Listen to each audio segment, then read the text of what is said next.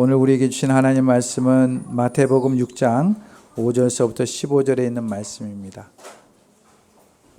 신약성경 9페이지 정도에 있는 마태복음 6장 5절서부터 15절에 있는 말씀.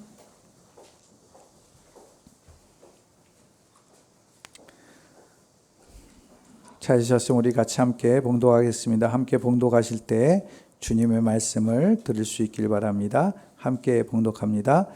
너희는 기도할 때에 위선자들처럼 하지 말아라. 그들은 사람들에게 보이려고 회당과 큰 길 모퉁이에 서서 기도하기를 좋아한다. 내가 진정으로 너희에게 말한다. 그들은 자기네 상을 이미 다 받았다. 너는 기도할 때에 골방에 들어가 문을 닫고 숨어서 계시는 내 아버지께 기도하여라. 그리하면 숨어서 보시는 너희 아버지께서 너에게 갚아주실 것이다. 너희는 기도할 때 이방 사람들처럼 빈말을 되풀이하지 말아라. 그들은 말을 많이 하여야만 들어주시는 줄로 생각한다. 그러므로 그들을 본받지 말아라. 하나님 너희 아버지께서는 너희가 구하기 전에 너희에게 필요한 것이 무엇인지를 알고 계신다. 그러므로 너희는 이렇게 기도하여라. 하늘에 계신 우리 아버지, 그 이름을 거룩하게 하여 주시며 그 나라를 오게 하시며 그 뜻을 하늘에서 이루심같이 땅에서도 이루어 주십시오. 오늘 우리에게 필요한 양식을 내려주시고 우리가 우리에게 죄 지은 사람을 용서해 준 것 같이 우리의 죄를 용서하여 주시고 우리를 시험에 들지 않게 하시고 악에서 구하여 주십시오. 나라와 권세와 영광은 영원히 아버지의 것입니다. 아멘. 너희가 남의 잘못을 용서해 주면 너희 하늘 아버지께서도 너희를 용서해 주실 것이다. 그러나 너희가 남을 용서해 주지 않으면 너희 아버지께서도 너희 잘못을 용서해 주지 않으실 것이다. 이것은 주님의 말씀입니다. 하나님 감사합니다. 아멘. 한 주간 잘 지내셨습니까? 네, 날씨가 많이 선선해졌죠. 올해 여름은 짧게 지나가는 것 같아요. 작년에 제 기억으로는 열대야가 굉장히 오래 지속됐던 것 같은데 올해는 금방 지나간 것 같아서 너무 좋습니다. 아침 저녁으로 이제 시원해져서 이제 한마디로 살만 나는 것 같아요. 그렇죠? 네. 어쨌든 여름 한 주간 여름 동안은 지내면서 애쓰셨고 수고 많으셨습니다. 설교를 준비하면서 지난 몇 주간 동안 설교한 내용을 한번 살펴보았어요. 근데 대부분의 말씀들이 물론 다 그렇지만 믿음에 관한 이야기였습니다. 그리고 그 믿음에 관한 이야기를 할 때마다 꼭 들어갔던 것이 뭐냐면 기도에 대한 내용들이 들어갔던 것으로 보았습니다. 그러다 보니까 말씀의 내용이 다 비슷비슷한 것 같아요. 나름대로 준비한다고 했지만 다 이게 몇 주간의 설교를 살펴보니까 다 내용들이 비슷비슷한 것을 느끼게 되었습니다. 저희 고모님이 파주에서 교회를 다니십니다. 거기에 계신 담임 목사님께서 어느 날 주일 예배 때 자신이 설교하지 않고 예배를 집례하지 않고 부목사한테 시키고 본인이 저기 이제 회중에 가서 예배를 드렸다고 합니다. 그러면서 드는 생각이 뭐냐면 참 내가 예배를 집례하고 말씀을 전하면서 성도들 너무 힘들게 했구나라는 그러한 고백을 했다라는 거예요. 저도 오늘 전하는 말씀이 기도에 대한 말씀이에요. 또 내용이 비슷비슷합니다. 또 오늘 여러분들이 참 힘들게 예배를 드리겠구나라는 얼핏 그런 생각을 하지만 그럼에도 불구하고 여러분들이 믿음 안에서 말씀을 듣고 새롭게 다시 한번 기도에 대해서 생각하는 그런 시간이 될 수 있기를 바랍니다. 기독교 서점에 가면 기도에 관한 책들이 굉장히 많이 나옵니다. 여러분들도 들어서 아시다시피 야베스의 기도, 또한 히스기야의 기도, 예수님의 기도, 또한 강청하는 기도, 이런 제목들의 책들을 종종 보게 됩니다. 이런 책들은 기도가 그만큼 중요하다라는 것을 말씀하고 있죠. 바른 기도를 하기 위해서 그리고 능력 있는 기도를 하기 위해서 이렇게 해야 됩니다라는 권면의 말씀들이 있는 것을 보게 됩니다. 근래에 새로 나온 책 중에서 제가 이제 지금 읽고 있는 책 중에 1시간의 기도라는 책이 있어요. 1시간의 기도. 이거는 이제 선한 목자교회, 여러분들 아실 거예요. 유기성 목사님이 지은 책입니다. 목사님께서는 오래전부터 성도들에게 예수님과 동행하는 삶을 이야기하시면서 무엇을 강조했냐면 성도들에게 영성일기를 쓰도록 지도하셨어요. 영성일기. 그러니까 우리가 흔히 학교 다닐 때, 초등학교 때 다닐 때 왜 일기를 쓰잖아요. 그렇죠? 그런 것처럼 교회 다니는 성도들이 일기를 꼬박꼬박 쓰도록, 그것도 신앙과 관계돼서 내가 믿음 생활을 오늘 어떻게 했는지 그런 영성일기를 쓰도록 지도하셨다라는 것이죠. 그러면서 최근에 목사님은 1시간 기도 운동을 일으키라는 주님의 그 지침을 마음속에 느끼게 되었다라는 것입니다. 그래서 이 책을 쓰게 된 것이에요. 부산에 어느 날 집회하러 가면서 오고 가는 길에 이러한 지침을 받고 마음속에 늘 생각하면서 책 몇 권을 선정해서 읽으셨다라는 것이죠. 기도에 관한 이야기예요.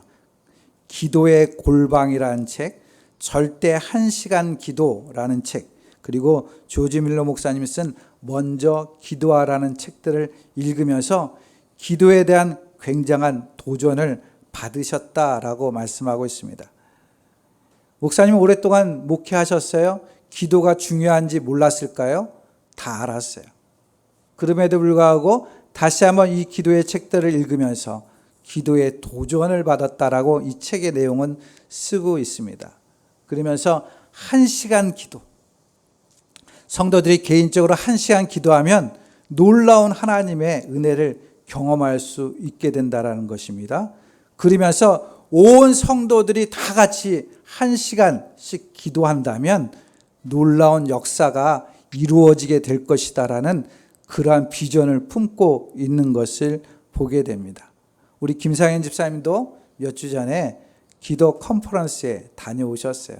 그래서 거기에 수천 명의 사람들이 참여해서 기도 운동을 하는 것을 보았다라고 말씀해 주셨습니다. 사랑하는 성도 여러분, 우리는 신앙생활 속에서 기도가 중요하다라고 다 이야기합니다. 그렇죠? 기도가 중요하죠. 근데 우리는 정작 기도를 하지 못하는 경우가 많습니다. 오늘 본문에서도 예수님께서는 기도에 관해서 말씀해 주고 있습니다. 우리는 여기에 나오는 기도를 주기도문 혹은 주님께서 가르쳐 주신 기도다 이런 말로 표현하죠. 루터는 이 주기도문에 대해서 뭐라고 하냐면 주기도문은 하나님께서 주신 선물이요 기도 중에 기도다라고 말했어요. 오늘 말씀 속에서 기도에 대해서 다시 한번 생각하면서 내 삶 가운데 기도를 더욱 새롭게 해나가는 그러한 시간이 될 수 있기를 바랍니다. 여러분들 기도가 무엇이라고 생각하십니까? 기도에 대해서 잘 아시죠? 잘 아시죠? 나름 기도를 해왔기 때문에 기도를 어떻게 해야 된다는 걸 잘 아실 것입니다. 물론 교회에 와서 기도하는 적은 적을지 몰라도 생활 속에서 기도를 많이 하고 계실 것이에요. 그렇죠? 교회를 위해서, 가정을 위해서, 내 이웃을 위해서, 나의 삶에 있는 모든 문제를 위해서 기도를 많이 하실 것이라고 생각이 됩니다. 우리 한국교회는 기도의 산실이다 해도 과언이 아니에요. 기도회라고 불리는 것들이 너무나 많아요.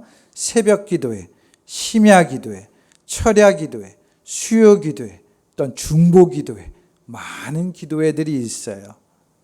근데 문제는 홍수에 먹을 물이 없는 것처럼 기도회는 많은데 정작 합당한 기도는 찾기 어렵다라고 이 책에서도 그 문제를 지적하고 있는 것을 보게 됩니다.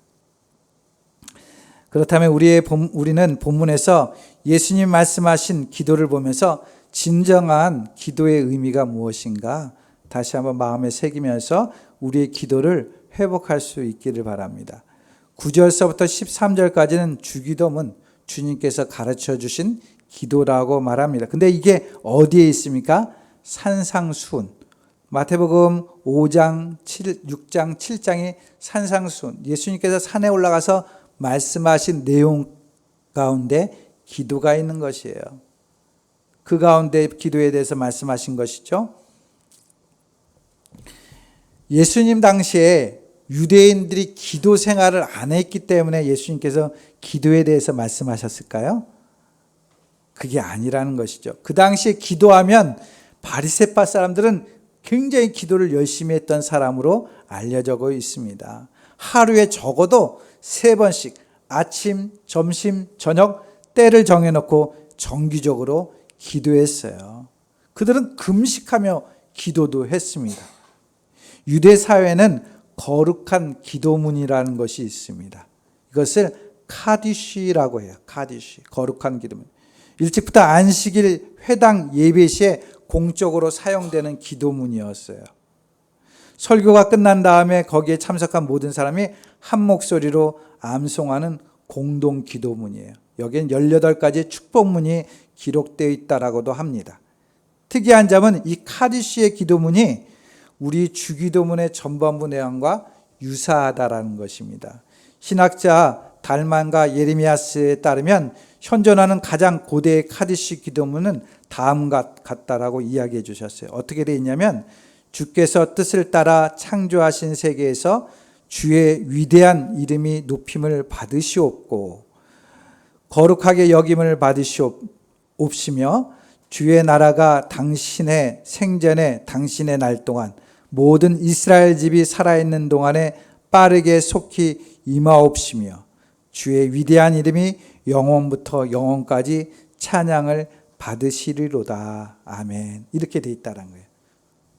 주님께서 가르친 기도와 조금 유사한 점이 많죠. 쉐마, 데필라라는 개인적인 암송 기도문도 있었지만 이 카디쉬는 회당에서 전체가 모여서 함께 기도하는 내용이었어요.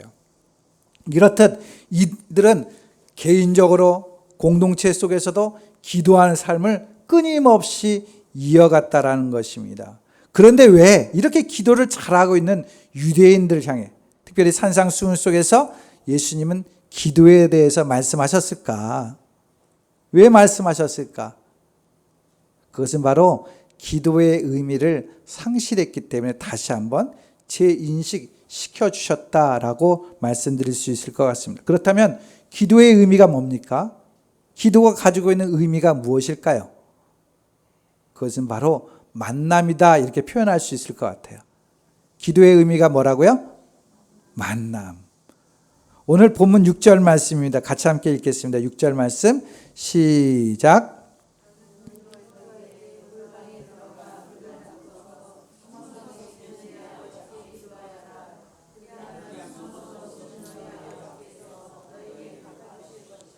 아멘. 철학자 키에르케고르는 기도라는 것은 하나님이 내게 나오시는 것이 아니라 내가 하나님의 은총과 보좌 앞으로 나아가는 것이다 이렇게 말했어요. 기도를 통해서 우리가 하나님께로 가까이 나아가는 것, 주님을 만나기 위한 것이라는 의미가 담겨져 있죠. 즉 하나님께서는 우리를 만나기 위해서 기도라는 방법을 주셨다라는 것이에요. 아브라함 링컨 대통령을 여러분들 잘 아실 것입니다. 링컨 대통령에 대한 일화는 굉장히 많아요. 미국 역사의 가장 어려운 전쟁이었던 남북전쟁 때 지휘관들에게 명령을 했습니다. 어떤 명령을 했냐면 항상 내가 존재하는 막사에 흰 손수건이 걸려 있으면 내가 막사 안에서 가장 중요한 회의를 하는 중이니까 나를 절대로 찾으면 안 됩니다. 이렇게 이야기했습니다. 그런데 지휘관들이 가만히 보니까 항상 그 막사에 혼자 들어가는 것이에요. 그래서 지휘관들이 생각해 혼자 들어가서 이 전쟁 중에 낮잠 자는 건 아닌가 이런 생각도 들었다라는 것이죠. 그래서 어느 날 지휘관들이 이야기합니다. 지휘관은 우리인데 누구하고 회의하고 있습니까? 라고 물었다는 것이에요. 그랬더니 링컨 대통령이 웃으면서 이런 말을 합니다. 나는 하나님과 회의합니다. 즉 그 시간은 내 기도하는 시간입니다. 그러니까 그 시간에 나를 방해하지 말아 주십시오 라고 이야기했다는 것이에요. 즉 링컨 대통령은 주님을 만나는 것, 주님과 이야기하는 것이 바로 회의로 표현하고 있는 것을 보게 됩니다. 오늘 본문에서도 골방이라는 특정한 장소를 이야기하고 있죠. 그러니까 주님과 단둘이 만나서 데이트하는 시간이에요. 데이트하는 시간이에요. 은밀하게 하나님과 이야기를 나누는 것이죠. 대화라는 것은 상대방과 같이 말이 오고 가는 것을 대화라고 합니다. 혼자 이야기하는 건 뭡니까? 독백이라고 표현하죠. 그래서 기도는 대화인 것이에요. 만남이 이루어졌을 때 행하는 것이 바로 기도인 것이에요. 앞에서 이야기한 것처럼 링컨은 회의라고 표현했습니다. 성경은 너는 내게 부르짖으라 그러면 내가 응답하겠다라고 말씀하신 것처럼 응답하고 대답하는 분이 계시기 때문에 내가 기도하는 것입니다. 사랑하는 성도 여러분, 여러분들은 얼마나 오늘 하루 가운데서 주님을 만나고 있습니까? 주님께서는 늘 우리와 만나기를 원하고 계십니다. 그러기에 늘 여러분들이 기도하는 삶을 통해서 주님과 만나는 그런 은혜를 누릴 수 있길 바랍니다. 그런데 오늘 하나님께서 여러분들과 만나길 원하시는데 그 하나님은 어떠한 하나님인가? 어떠한 하나님인가? 오늘 말씀 속에 보니까 숨어 계시는 내 아버지라고 표현하고 있어요. 예레미야스 신학자는 이러한 이야기를 합니다. 예수님 당시까지 예수님 외에는 아무도 하나님을 아버지라고 부른 사람이 없고 하나님을 아버지라고 부르도록 가르치거나 교육시킨 사람은 없다라고 이야기하고 있습니다. 이스라엘 사람들은 야훼 하나님이라는 그 말을 아무렇게나 부르지 않았어요. 무서워서 두려워서 못 불렀다고 해요. 그래서 표현을 어떻게 합니까? 엘로힘, 아도나이 이런 말을 별칭을 써서 하나님을 불렀다고 합니다. 그러나 예수님은 오늘 보니까 하나님을 가장 가까운 아버지로 부르고 있습니다. 뿐만 아니라 우리가 하나님을 아버지로 부르도록 그렇게 말씀해 주고 있는 것이죠. 놀랍게도 마태복음 6장에 보면 기도에 대해서 이야기하고 있는데 이 아버지란 칭호를 9번이나 사용하고 있습니다. 이것이 바로 우리에게 복음 중에 복음인 것이에요. 하나님, 거룩하신 하나님, 전능하신 하나님, 우리와 질적으로 다른 그 하나님을 향해서 아버지라고 부를 수 있다는 것 얼마나 귀한 일입니까? 천지 창조하신 전능하신 하나님을 우리는 기도라는 것을 통해서 아버지로 부를 수 있도록 우리를 요청하고 있는 것입니다. 초청하고 있는 것이에요. 혈육의 관계로, 가장 친밀한 관계로 맺어주고 있다라는 것입니다. 그런데 그 아버지가 어떠한 아버지입니까? 요즘 하도 가정마다 어려운 가정들이 있어요. 아버지가 있어도 아버지 같지 않는 그런 모습이 있죠. 그러나 오늘 본문에 나오는 우리 하나님 아버지는 어떠한 하나님 아버지인가? 8절 말씀 같이 함께 읽겠습니다. 시작.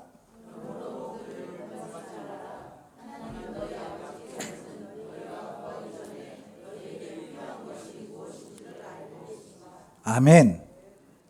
자, 너희 아버지는 어떠한 아버지라고요? 네? 모르겠어요?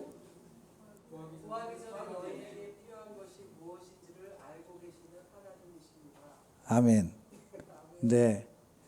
여러분들이 기도 가운데 찾는 그 하나님 아버지는 여러분들의 구하기 전에 여러분들의 필요를 다 헤아려 아시는 아버지라고 이야기하고 있어요. 우리 한번 고백해 봅시다. 하나님 아버지, 하나님 아버지, 내 형편을 아시죠? 내 필요를 아시죠? 어떻습니까? 여러분들이 믿는 하나님은, 하나님 아버지는 오늘 말씀에서 소개되고 있는 하나님 아버지라고 믿으십니까? 그렇습니다.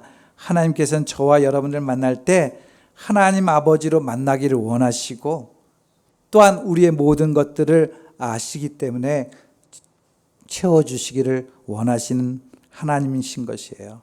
그래서 주기도문 첫머리에 뭐라고 이야기합니까? 하늘에 계신 우리 아버지. 하나님 아버지라고 고백하고 있는 것이에요. 기도의 첫머리입니다. 여러분들이 아버지라고 이야기할 때 여러분들의 삶을 주님께서는 이미 다 아신 바 되었다라고 이야기합니다. 그래서 기도는 우리 하나님 아버지를 만나는 그런 것이 기도다라는 것이에요. 또한 기도가 우리의 삶의 중심이 되어야 한다라는 것입니다.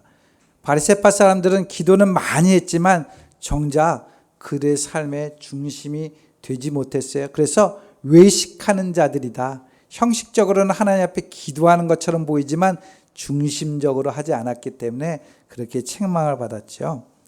예전에 이런 예화가 있었어요. 여러분들도 들어서 잘 아는 예화인 것 같습니다.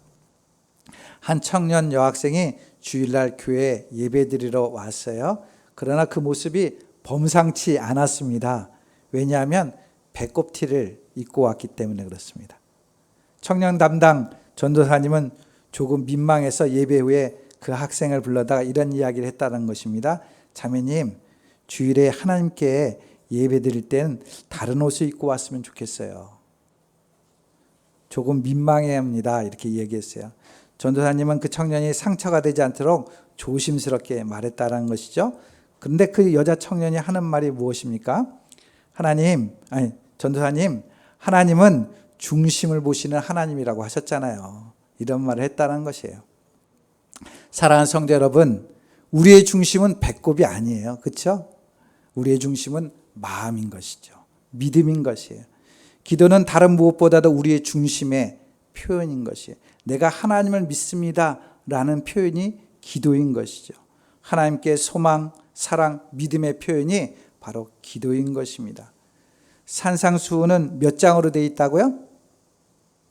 몇 장으로 되어 있다고 앞에 소개했는데 5장, 6장, 7장 총 3장으로 되어 있어요. 그 절수가 총 몇 절인지 아십니까? 저도 계산해 봤어요. 111절이에요. 111절로 되어 있습니다.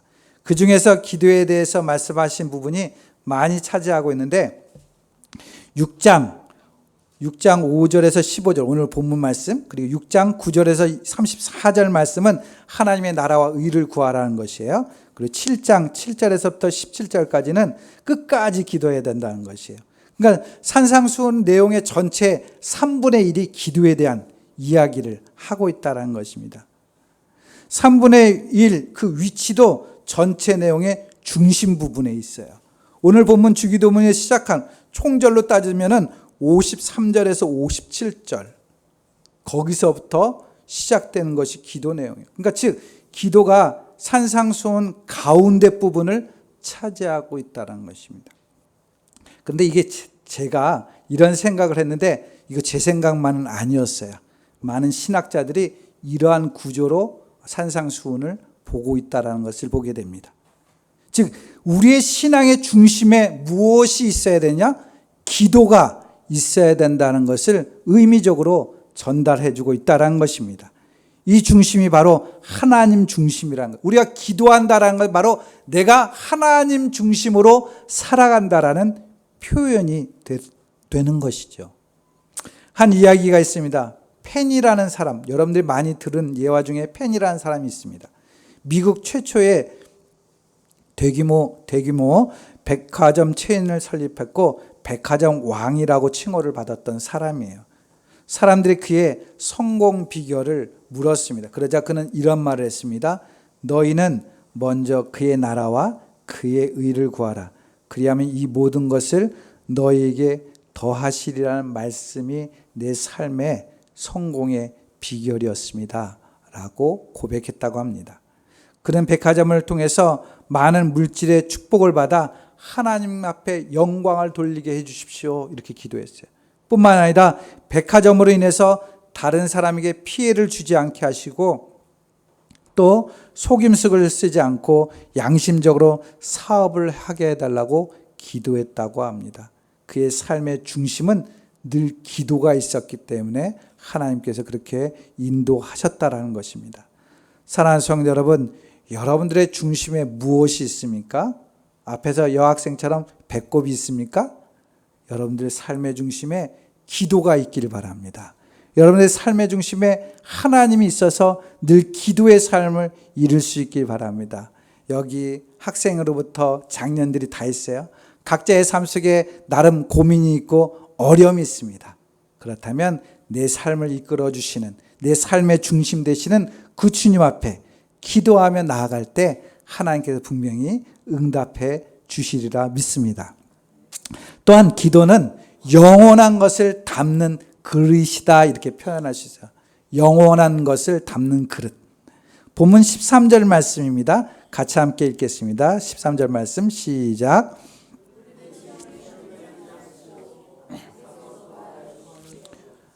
나라와 권세와 영광은 영원히 아버지의 것입니다. 아멘. 나라와 권세와 영광은 영원히 아버지의 것입니다.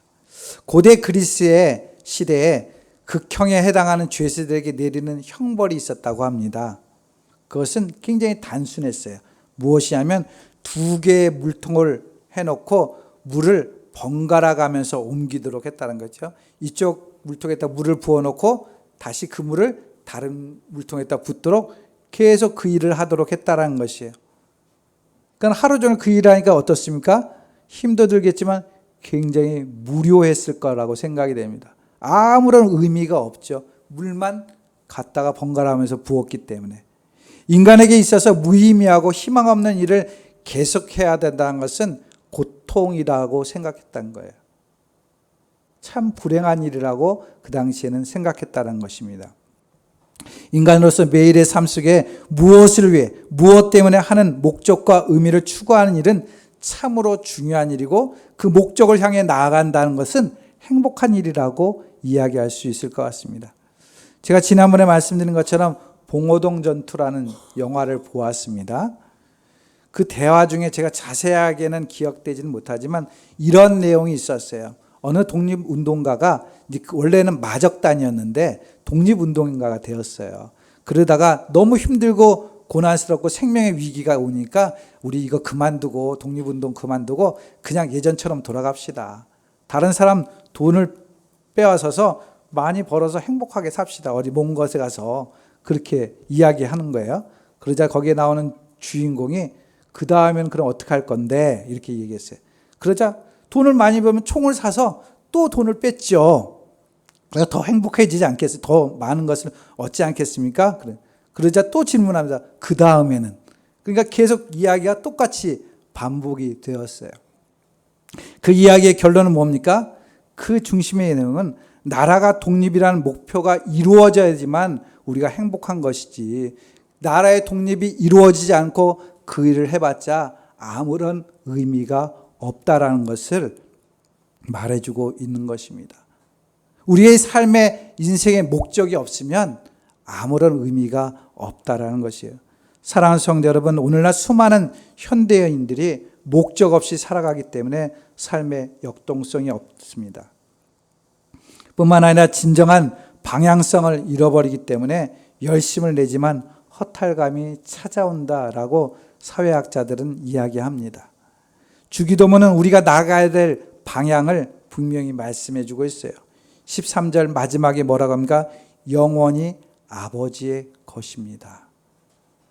우리의 삶은 영원히 아버지 하나님께 올려드리는 삶을 살아야 된다라는 것입니다.